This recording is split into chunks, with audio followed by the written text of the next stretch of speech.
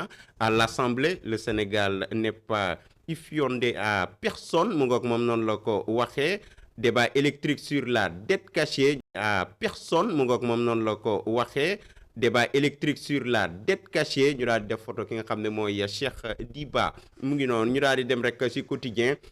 moom la mu gën a fësal mooy réfugié à Brazzaville. Oumbalo s'éloigne de Bissau et Dakar ñu daal di def rek photo l'ancien président Bissau guinéen Embalo Sissoko moom muy tàllal loxoom noonu di au revoir kon mu ngay rek daal di dem ndaxte keroog ajuma la fi bàyyeekoo mu ngi noonu ak famem waaye tamit opinion de l'état de santé de Mame Bintou Diagne. Cheikh Ndiaye dénonce le silence des organisations de défense des droits des femmes mu nga ko loolu tamit rek daal nañ ciy dem. Point Actu Sport la mu fësal rek mooy à quelques jours de la CAN Ismaïla Sarr sort du blessure contre Manchester United moom nag ñu daal def l'attaquant sénégalais nag moom mu ngi noonu il se tord de douleur mu nga ko ci pelouse bi waaye mu ngi am blessure ci cheville bi ñu daal di wax rek si la Liga espagnole. L'FC Barcelone retrouve la victoire péniblement contre Alaves au Nou Camp loolu tamit daal nañ ko ci ay def muy match boo mu ngoo ko bu FC Barcelone. Point actu moom la mu fësal rek mooy rapport de l'IGF mu ngook de l'IGE sur le CES mu ngook Sonko ne lâche pas Mimi Touré kon mu ngook rek mu ngook ba tey rek mu ngook marquage à la culotte ba day daal di wéy. C'est le match dans le match entre Sonko ak Mimi Touré loolu la point actu bi daal di gën a fësal. mu ngoog waaye mu ngay wax rek ci nga xam ne mooy le mouvement national des femmes des féministes fait le rappel des troupes ngoog loolu tamit daat nañ ko ciy def mu ngoog rek ñu daal di wax rek ci journal bi nga xamante ne mooy Rewmi Quotidien la mu fësal mooy grosse frayeur en plein vol. Air France lay wax un avion d'Air France AF 718 parti de Paris vers Dakar forcé de rebrousser chemin mu ngoog kon plus de peur que de mal moom daal loolu moom avion boobu taw tuuti rek jëyi daal di ci am moom la ñu gën a fësal. Le soleil moom li ngay wax rek ci premier secret d'outre-tombe mu ngoog rek le chef de l'État préside aujourd'hui sur le site le 81e anniversaire du drame de 1944 mu ngoog moom la def noonu njiitu réew mi muy poser fleur bi ak ay ñi nga xam ne ñooy waa l'armée bi. L'observateur rek moom lam ñëw rek lam gën a fësal mooy pétrolier Mistral prêt à couler au large de Dakar secret d'une opération à haut risque moom loolu la rek daa def à haut risque mu ngoog moom la daa di gën a fësal waaye tamit dem na rek ci tanière bi à quelques jours de la CAN blessure Ismaïla Sarr bi tamit tremblé ne réew mi bu baax a baax mu ngoog waaye tamit wax na rek ci nga xamante ne ni manœuvre pour la sortie des crises les médiateurs de la CEDEAO à Bissau aujourd'hui mu ngi noonu. Les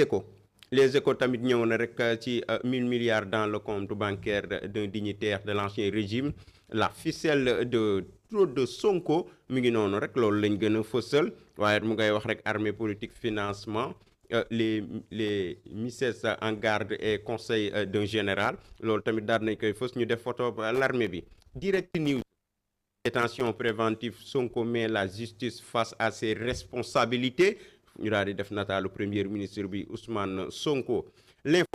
L'info tamit daal nay ñëw rek bu baax rek ci li nga xamante ne mooy le froid impose déjà son accoutrement mu ngoog daat nañ koy rek daal def mu ngoog ñuy wax wàllu yére yi mu ngoog sañse yeeg yooyu ci wàllu seddaay bi. Ismaïla Sarr blessé le Sénégal retient son souffle loolu tamit rek daan nañ ko ci def Ismaïla ba bi muy génn pelouse bi ay beeke la yor mu ngoog loolu nag à 3 semaines de la CAN mu ngoog mais plus de peur que de mal parce que coach bi wax na loolu rek détails yi après dinaa ci ñëw si li nga xam ne mooy lundi sport ma daal di wax rek si Tribune Sport la mu xam ne rek randonnée pédestre l'AMPS mobilise le monde sportif derrière les Lions mu ngoog randonnée ba kon neexoon na ñu gis ci ñi nga xam ne mooy Cheikh Tidiane Seck ak ñi nga xam waa fédération bi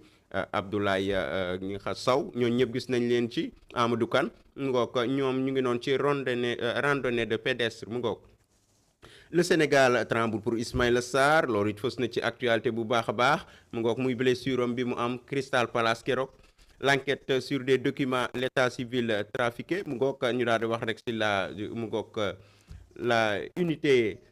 académie éclaboussée loolu tamit daat na ko ci fësal moom Libération. ñu daal di wax rek si Vox Populi li mu xamle rek mooy le navire mu ngoog tranqué merci de la menace de couler au large de Dakar gros risque de rejet daal di ci ñëw rek ci d'hydrocarbures en mer mu ngoog loolu rek daal nañ ci fës. Dakar trop étroite pour Embalo deuxième exfiltration vers Brazza mu ngoog ko kon Embalo daat nay yegg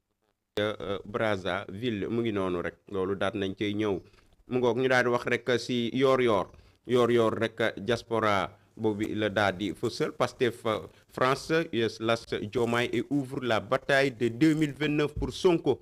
mu ngoog kon loolu la xamle foofu ca diaspora ba source a moom li mu xamle rek mooy une affaire de ñaareel mu ngoog une femme mu ngoog ébouillante